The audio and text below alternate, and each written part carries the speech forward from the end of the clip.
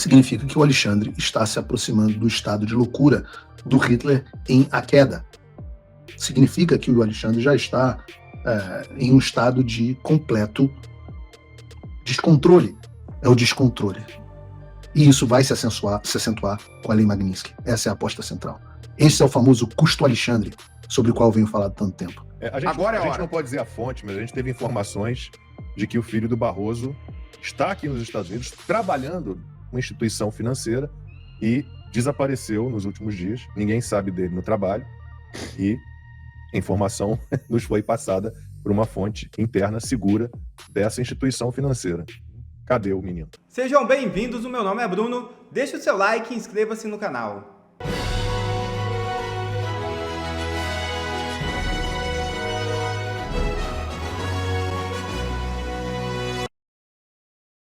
Rumble e Trump Media pedem lei Magnitsky contra Moraes.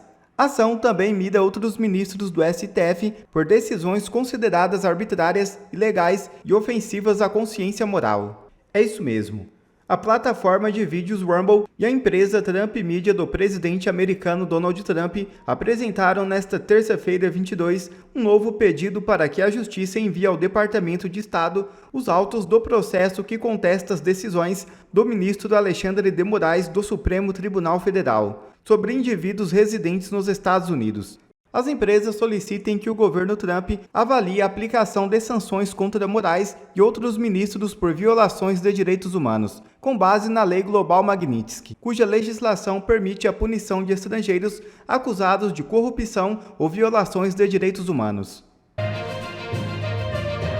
E enquanto o Brasil será taxado em 50% a partir do dia 1º de agosto, Donald Trump anuncia acordo com o Japão. 550 bilhões de dólares. Um dos maiores acordos comerciais entre Estados Unidos e Japão foi assinado, anuncia Donald Trump. Enquanto isso, Moraes atinge a esposa de Eduardo Bolsonaro. É isso mesmo. O deputado federal Eduardo Bolsonaro declarou nesta quarta-feira em entrevista à Folha de São Paulo que o Supremo Tribunal Federal determinou o bloqueio das contas bancárias de sua esposa Heloísa Bolsonaro.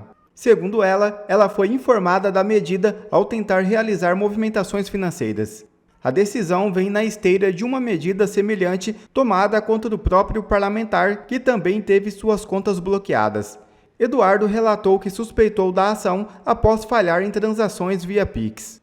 A ordem judicial contra ele foi expedida no sábado, pelo ministro Alexandre de Moraes.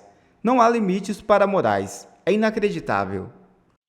Hoje, pouco antes de eu entrar no ar, a esposa do deputado Eduardo Bolsonaro, Heloísa Bolsonaro, tentou fazer uma transferência bancária. A Folha de São Paulo acabou de dar. Foi a Júlia Scheib, não? Acho que sim. A esposa do Eduardo Bolsonaro tentou fazer uma movimentação bancária. Ela foi fazer a transferência e teve uma negativa do banco. E ela falou assim, mas eu não tenho processo, não tenho nada, o que está acontecendo?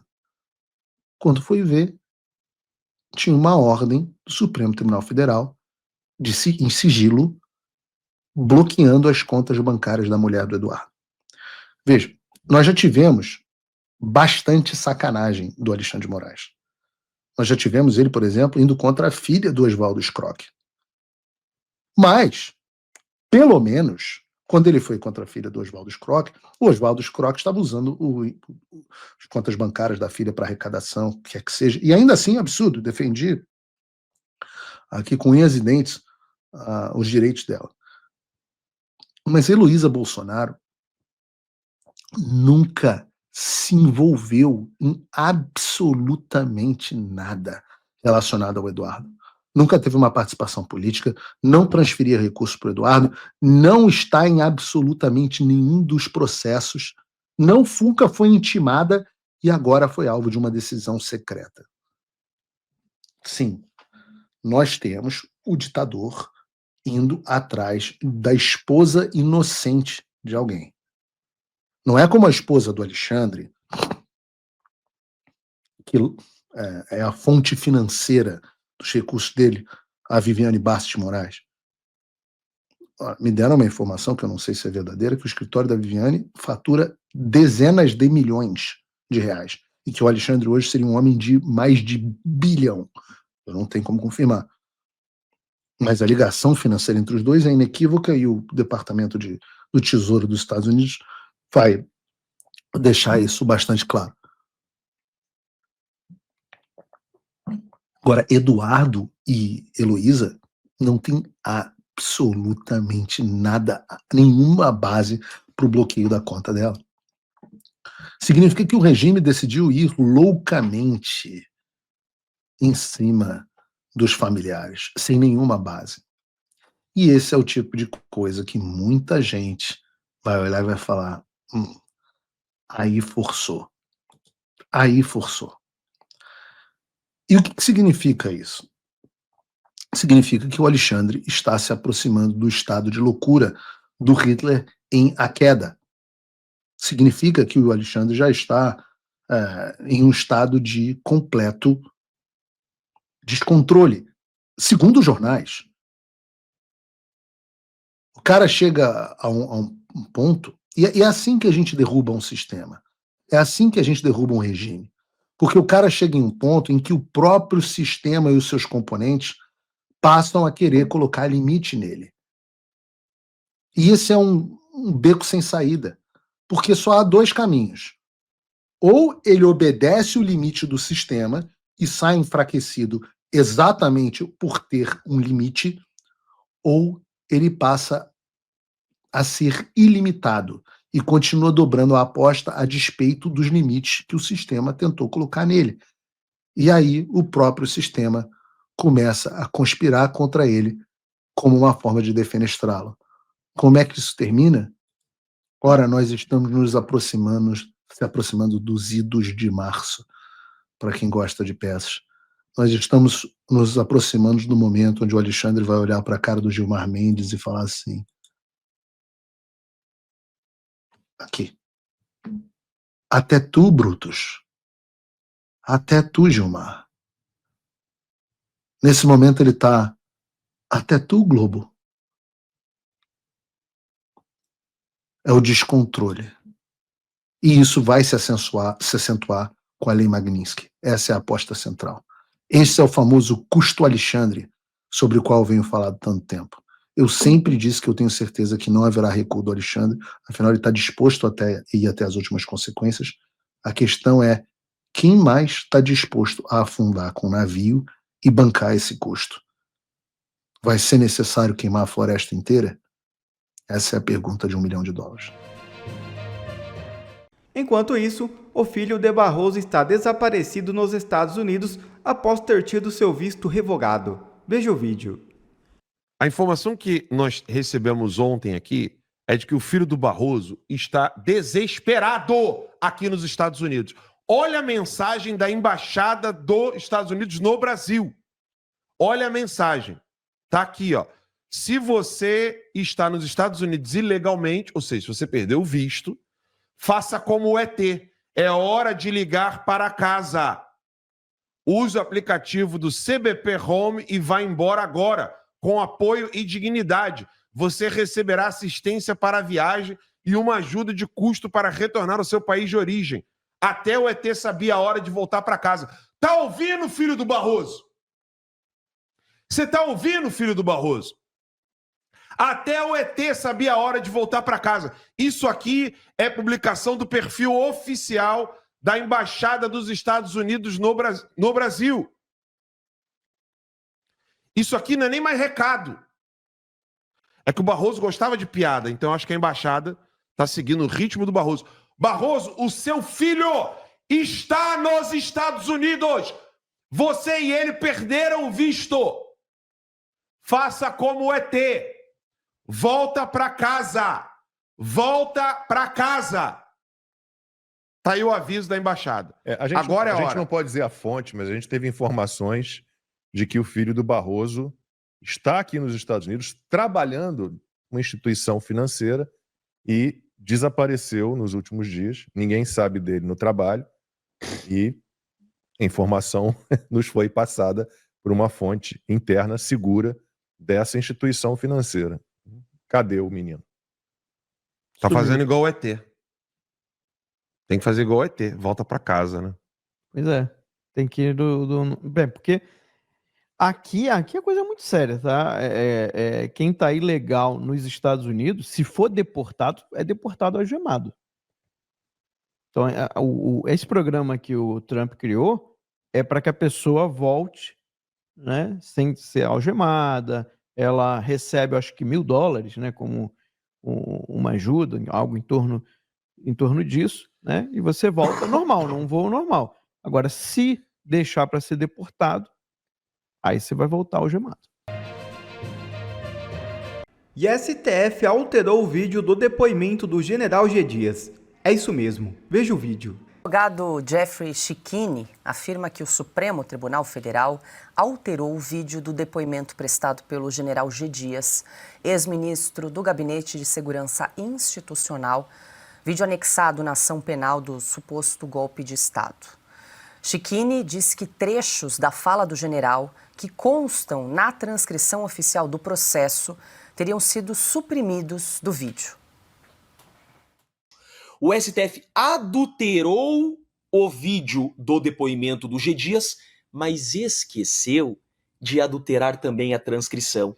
A transcrição dos trechos que o STF tirou, suprimiu, adulterou do vídeo, continuam no processo. Aqui está a transcrição. Olha isso daqui. A adulteração começa agora. A minha pergunta objetiva é: havia tropa de prontidão in loco? Havia. Você viu essa pergunta e essa resposta? Vamos para a transcrição. Está exatamente aqui. Advogado, sou eu. Eu entendi, general. A minha pergunta objetiva é: havia tropa de prontidão in loco? Ele respondeu, você ouviu?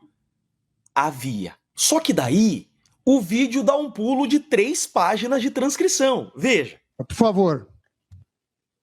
A defesa do Coronel Câmara. Olha só, o vídeo parte daqui, havia, página 32, e é suprimido até a página 35, inclusive no meio da frase. Olha só, o senhor ministro Alexandre de Moraes, relator, suprimiram até essa parte aqui, e ele volta aqui o vídeo, ó, do havia até aqui.